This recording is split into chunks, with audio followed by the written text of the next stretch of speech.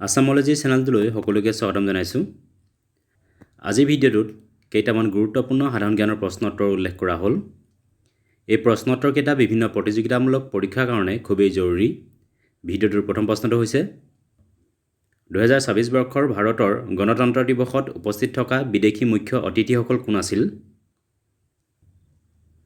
উত্তৰ উৰ্চুলা ভন ডেৰ লেয়েন আৰু Antonio' কষ্টা।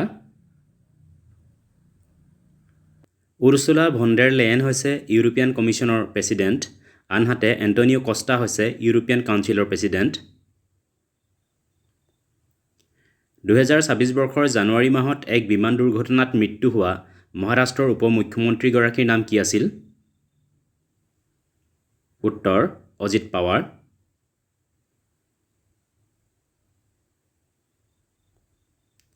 T20 men's world cup 2026 বৰ্ষত কোনকেইখন দেশত অনুষ্ঠিত কৰা হ'ব? উত্তৰ ভাৰত আৰু শ্ৰীলংকাত। ICC men's T20 world cup 2026 বৰ্ষত ভাৰত আৰু শ্ৰীলংকাত অনুষ্ঠিত কৰা হ'ব। এই খেল 7 ফেব্ৰুৱাৰীত আৰম্ভ হ'ব আৰু 8 মাৰ্চত অন্ত পৰিব। এই বিশ্বকাপত মুঠ 20টা দলে অংশগ্ৰহণ কৰিব। এই 20টা দল হৈছে Bharat, Sri Lanka, Pakistan, Afghanistan, Nepal, England, South Africa, Australia, New Zealand, Zimbabwe, Netherlands, USA, Ireland, Namibia, West Indies, Oman, Italy, Scotland, UAE আৰু Canada. The autobiography of an unknown Indian গ্ৰন্থখনৰ লেখক কোন? উত্তৰ নীৰজ চন্দ্ৰ চৌধুৰী।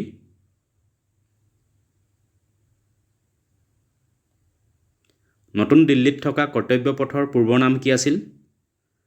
উত্তৰ ৰাজপথ। এই কৰ্তব্য পথে ৰাষ্ট্ৰপতি ভৱনক ইণ্ডিয়া গেটৰ লগত সংযোগ কৰিছে। অপাৰেশ্যন হোৱাইট অ'চেন কোনখন যুদ্ধৰ লগত জড়িত? উত্তৰ কাৰ্গিল যুদ্ধ। ভাৰত আৰু পাকিস্তানৰ মাজত কাৰ্গিল যুদ্ধ হৈছিলে 1999 চনত। এই যুদ্ধত ভাৰতে পাকিস্তানক পৰাজিত কৰিছিল। কোনখন নদীক মধ্যপ্ৰদেশ আৰু গুজৰাটৰ জীৱন ৰেখা বুলি কোৱা হয়? উত্তৰ নৰ্মদা নদীক কোৱা হয়। SIDBI বা চিডবিৰ সম্পূৰ্ণ অৰ্থ কি?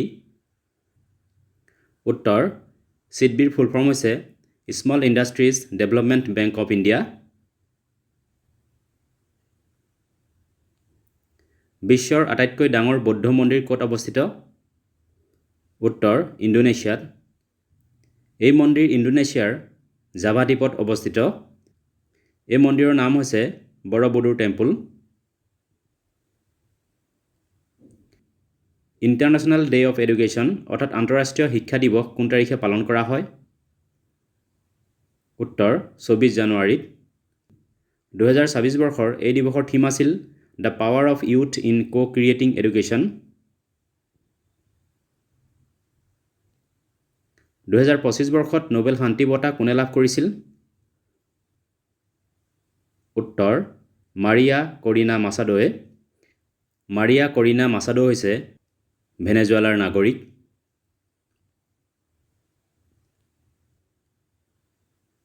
ৰাম মন্দিৰ উত্তৰ প্ৰদেশৰ কোন ঠাইত আছে?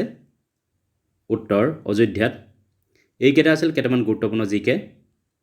ভিডিঅ'টো চোৱাৰ বাবে ধন্যবাদ। যদি ভিডিঅ'টো ভাল লাগিলে লাইক কৰিবলৈ লগতে চেনেলটো ছাবস্ক্ৰাইব কৰিবলৈ অনুৰোধ জনালোঁ। ধন্যবাদ।